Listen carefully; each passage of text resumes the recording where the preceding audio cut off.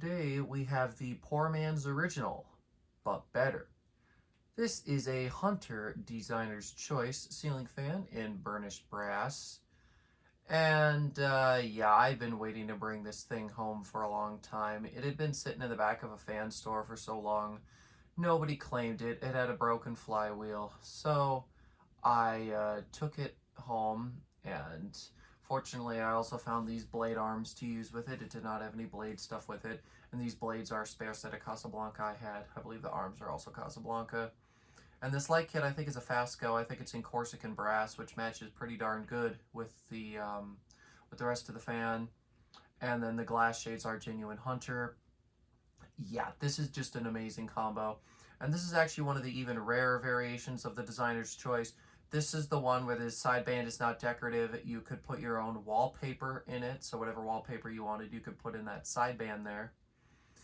So the designer's choice is already pretty rare. And this is probably the rarest variation. I've noticed a lot more of the spinner motor versions. This one is indeed the one with the flywheel. And it's Robbins and Myers actually. It's from I think 82 or 83. And yeah, and then all the ones I've seen have the decorative sideband. This one has this plain one, which some would argue is, less interesting, but they don't show up as often, and I could customize this however I wanted. So I might be looking into putting some wallpaper in there someday.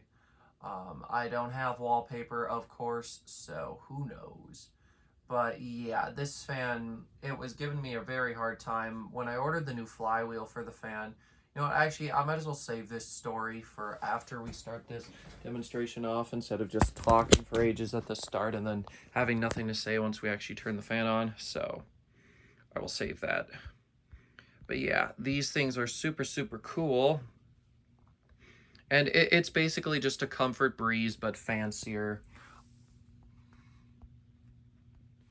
That is basically the epitome of what it is. There's the tag and the reversing switch.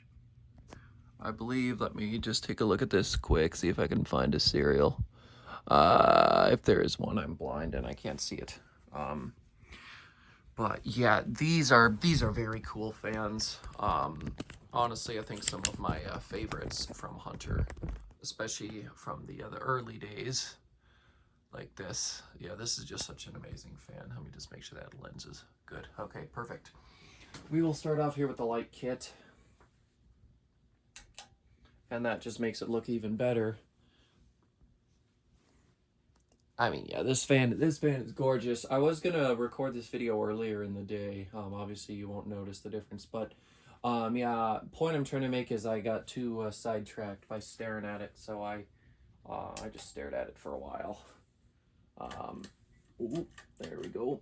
Just barely missed the blades there. Oh, it's a dicey game. Anyways, so yeah, like I said, it was giving me some issues. Due to the flywheel design here. Two blades fit perfectly. Somehow the other two don't. No idea how the hell that works. Why on earth it's not even, I don't know. But for some reason, two of my irons, these were all in a matched set, by the way. Two of them were going on flat. The other two were bumping into one of the spokes that was coming out onto the actual blade mounting spot on the flywheel. And originally I thought, oh, I'm going to have to wait for genuine irons to come up. But no, instead I hacksawed part of the blade arm off, the foot that mounts onto the fan, and that did the trick. Because before the blades were at too much of an angle due to the issue, and they were hitting the side of the fan, and it looked stupid. So this was a great solution by me, and because the two blades were across from each other, it'll keep everything balanced. And yeah, this is low speed. Now, due to these being the unoriginal blades, I'm not too sure if this is the normal speed for this to run at. Got a little bit of a hum and a little bit of bearing noise, otherwise it's fine. But yeah, so the Comfort Breeze was introduced in I think 82. And that was basically kind of like the poor man's original. I think it was foreign made, and a lot of people didn't like it at the time. But then they introduced this thing which shares a more similar shape to the original, and it still uses the same motor. It's Hunter's little stack motor thing. Don't know who made it. I think they did. But yeah, and yeah, these sold even less frequently because they were more expensive. So we'll go take a look at the kilowatt here. It's drawing 0.48 amps, 53.2 watts, and already almost a power factor. So this thing's definitely drawing some current here.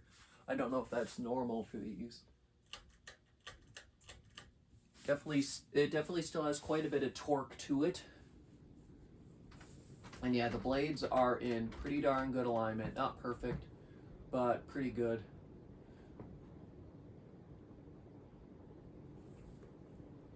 Definitely moving some air. It is a powerful fan. Obviously it's not as good as an original, but it's definitely not bad by any means. Here it's drawing 0.81 amps, 98.8 watts, and a whole power factor. So yeah, this thing draws just as much current as an original, surprisingly. I'll have to see what it's rated at and see if this is normal for it. But yeah, no, these are super, super cool. I absolutely love this thing. And yeah, I'd had my eye on it for so long, and I'm glad that everything worked out. Took a bit of extra time, but we got there. Kind of reminds me of the Progress Lighting Windsor, actually. And I'm not too sure. I think the Windsor did come before this fan, actually. So maybe they were kind of knocking it off. I don't really know. I absolutely love the face plate on it. It's beautiful. Absolutely beautiful. I'm trying to get less torque out of this if I had it in a U-bolt. I'm just using a hook. It's a lighter fan, so I definitely had no problem using just a basic hook with it, especially for testing. And yeah, she's whipping. She's moving a lot of air. And yeah, I mean, this light kit combo, just everything with this fan, it just fits so perfectly. And the blade arms aren't an exact match, but they looked pretty good. There was actually another set that was in like the exact brass finish as this. Unfortunately, there were only 3, so obviously that wasn't going to work. It's drawing 1.03 amps, 126 watts, and a whole power factor still. So just about what I expected. Definitely a lot more than what you'd expect out of a fan like this. I mean, well, I don't know how much a K63 draws. Maybe this is comparable to a K63 in terms of power consumption. I'm not too sure. I don't own a K63, so can't really say. But yeah, she is moving the air, that's for sure. Now this uses a double-threaded down rod in the same claw hook style mount, so obviously that means I'm stuck with this long down rod for quite a while.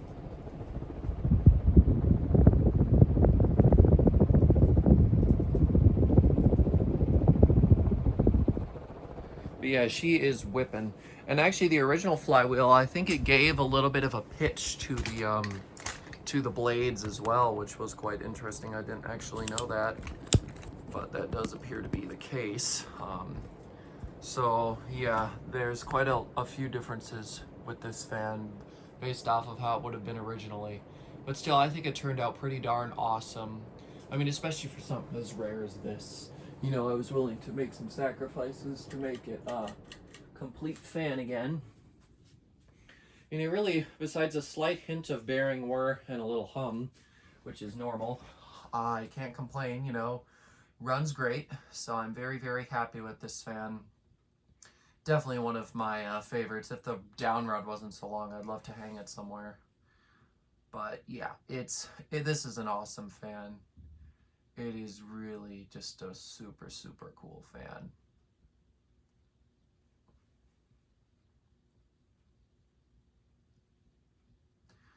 And yeah, I know of 1 or 2 other flywheel fans, and then there's like, I don't know, 3 or 4 of the spinner motor ones.